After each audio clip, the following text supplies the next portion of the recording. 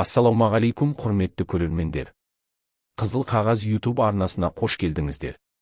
Бүгін біз Барселона мен Бразилия құрамасының жұлдызы Рафинья жайлы әңгімелейтін боламыз. Оның қарапайым өмірден футбол әлемінің шыңына жеткен тарихы туралы айтамыз, сізге ерекше әсер қалдыратыны сөзсіз. Бейнеролигіміз басталмастан бұрын лайк басып пікір қалдырып арнаға жазылып кетуді ұмытпаңыз, бұл біз үшін өте маңызды. Олай болса, кеттік. Рафаэль Диас Белоли, яғни бәріміз білетін Рафинья 1996 жылы 14 желтоқсанда Бразилияның Порту Алегре қаласында дүниеге келген. Ол өте қарапайым отбасынан шыққан. Әкесі жергілікті музыкант болса, анасы үй шаруасымен айналысқан. Рафинья бала кезінен футболға құмар болды, бірақ жағдайы нашар болғандықтан кейде аяқ киімсіз ойнауға тура келетін. Рафинья бала кезінен қиындыққа төтеп беруді үйренді. Өзі айтып кеткендей, менің бала кезімде ақша жоқ болды, бірақ арман болды. Жас кезінде ол Авай клубының жастар академиясына қабылданды. Бірақ ол жолдың оңай болмағанын айтады. Бірнеше рет академиядан қуылу қаупі төнген, өйткені оның бойы аласа, денесі әлсіз деп есептеген. Бірақ Рафинья ешқашан берілмеді. 2016 жылы оның арманы орындала бастады, Португалияға жол ашылды. Ол Витория Гимарайнш клубына ауысып, Еуропадағы алғашқы қадамын жасады. Рафинья Португалияда өз талантын көрсетті. Оның жылдамдығы, допты жақсы игеруі, техникасы көпшілікті таңғалдырды.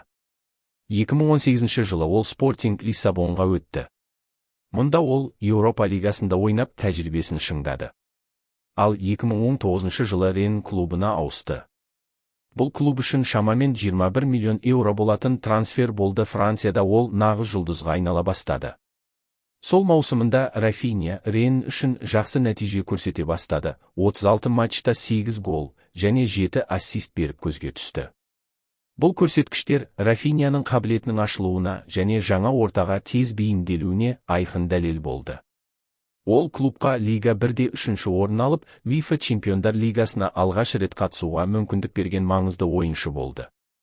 Бірақ оның ең үлкен серпілісі 2020 жылы 5 қазанда 2 жылдық келісімшартпен Лидс Юнайтед клубына ауысуы болды. Қайтарым сомасы жарияланбағанымен шамамен 17 миллион еуро болғаны айтылды. Сол жылы 19 қазанда Уолверхэмптонға қарсы матчта 2-ші таймда алаңға шығып, дебют жасады. Ал дебют толық матч ретінде 22 қарашада Арсеналға қарсы матчта орын алды. 2020 және 21 маусымында 30 матч ойнап, 6 гол салды және 9 нәтижелі пас берді. 28 қараша Эвертонге қарсы кездесуінде Лидс үшін алғашқы жеңіс голының авторы болды және Лидске Эвертонге қарсы 1990 жылдан бергі алғашқы жеңісін әкелді. Бұл маусымда лигада ең нәтижелі ойыншы болды, 6 гол және 9 ассист берді. 2021 және 22 маусымында 35 матч ойнап 11 гол соғып 3 ассист берді. Жалпы Лидс сапындағы 2 маусымды қосқанда 65 кездесуде 17 гол соғып 12 ассист берген екен. Маусым соңында Брентфордке қарсы 2-1 есебімен өткен ойынның соңында пенальтиден гол соғып, Лидстің элиталық дивизиондағы мәртебесін сақтап қалуына көмектесті. Барселонаға ауысуы 2022 жылы Рафиньяның арманы орындалды. Ол өзі бала кезінен жанкүйер болған командаға Барселона сапына қосылды. Оның айтуынша, мен кішкентай кезімде әрқашан Барселонаның жейдесін киіп армандайтынмын. Енді сол арманым орындалды. Барсада ол алғашқы күннен бастап жанкүйерлердің сүйіктісіне айналды. Алғашында негізгі құрамға түсу мәселесі болса да, жаңа жаттықтырушы Ханси Флик оның рөлін қайта құрылымдап, шабуылдағы басты ойыншылардың біріне айналдырды. 25 жылдың маусымында клубпен келіссөздер нәтижесінде оның шартын 2028 жылдың жазына дейін ұзарту туралы келісімге қол қойған болатын. Барселонадағы толық статистикасын айта кетсек, Ла Лигада 100 ойында 31 гол және 25 ассист берген екен. Осы маусым ерекше өрлеу маусымы болды. Барлық жарыстар бойынша 57 матчта 34 гол соғып және 25 ассист беріп көзге түсе білді. Ішкі чемпионат Ла Лигада 18 гол, 9 ассист берген болатын. Ал Чемпиондар Лигасында да рекордтық 14 матчта 13 гол, 9 ассист берді. Осы маусымдағы ұтқан жүлделеріне тоқтала кетсек.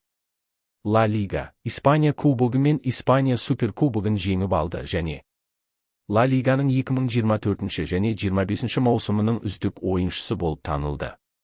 Рафиня үшін үлкен жетістік Бразилия құрамасына шақырылуы.